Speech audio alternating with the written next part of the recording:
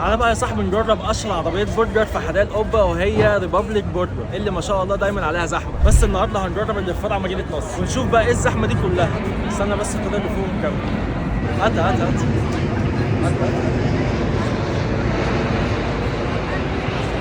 هل الزحمه دي عشان البرجر رخيص ولا فعلا البرجر ده حلو؟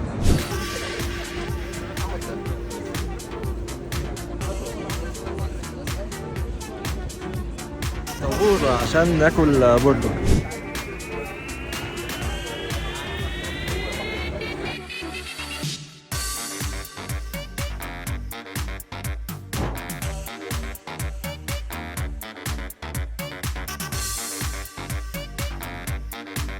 واخيرا بعد ساعه وربع جبنا البرجر. نفتح كده يا باشا اول واحد ونشوف. هو طبعا ايه مديهولي في علبه كده عامله زي اللي بيوزعوها في العقيقه. نفتح كده يا باشا نلاقي بسم الله ما شاء الله البرجر يا جماعه ريحته حلوه قوي. ده اسمه وورلد وور. في موتزاريلا ستيكس هنا بس هي واقعه. المفروض فيه 2 موتزاريلا ستيكس وقطعه بيف بيكون وصوص البيك تيستي وقطعه اللحمه اللي محشيه جبنه وتحت بقى الخس والصوصات ونص كيلو بطاطس كده زي ما انتم شايفين. الورلد وور سعره 65 جنيه. نقول بقى بسم الله وندوق. بسم الله. زي ما انتم شايفين كده الجبنه بتبظ من البرجر. ناخد حته من اللي فيها موتزاريلا ستيكس دي.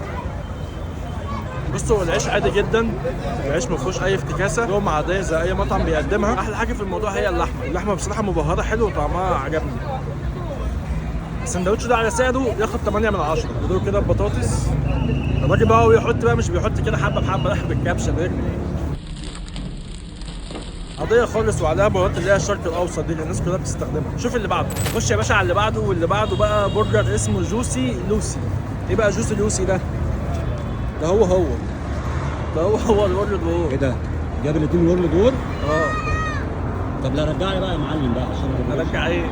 ارجع ايه ده فيها ساعه ونص تاني؟ طب يا جماعه المفروض احنا كنا جايبين جوسي لوسي عباره عن بصل مكان البيف بيكون ده. هو هنا نفس السندوتش بالظبط. حطيت 2 موتزاريلا ستيكس وقطعه اللحمه وتحت برضه الخس والخيار. طب نخش على تالت واحد على طول عشان مش هرجع اهو في ساعه ونص. اللي بعده يا باشا، اللي بعده بقى برجر فراخ. يا رب ما يكونش غلط. لا هو برجر فراخ فعلا. تركي مدخن وصوصات اللي هو البيك تيستي وكاتشب وقطعه الفراخ. هنا بقى الفرق يا باشا ان قطعه الفراخ محشيه جبنه شيدر، في اللحمه حاشين جبنه موتزاريلا. السندوتش ده اسمه سموك هاوس وسعره 65 برضه. قول بسم الله وندوق. بسم الله. ما حسيتش انها محشيه. محشيه بس ضعيف قوي يعني. الفراخ حاسس ان هي مفرومه قوي وحاسس ان هي يعني كانت عايزه سوا كمان. برجر اللحمه بصراحه هو اللي عجبني. ده يا باشا لو هقيمه هديله 6 من 10. كان نفسي اشوف النوع التالت بس هو جالي غلط. وانا استحاله ارجع اقف ساعه في الزحمه دي عشان ارجعه. وبس كده ده كان فيديو النهارده. يا ريت لو عجبك اعمل لايك وفولو للبيج. اشوفكم على خير. سلام.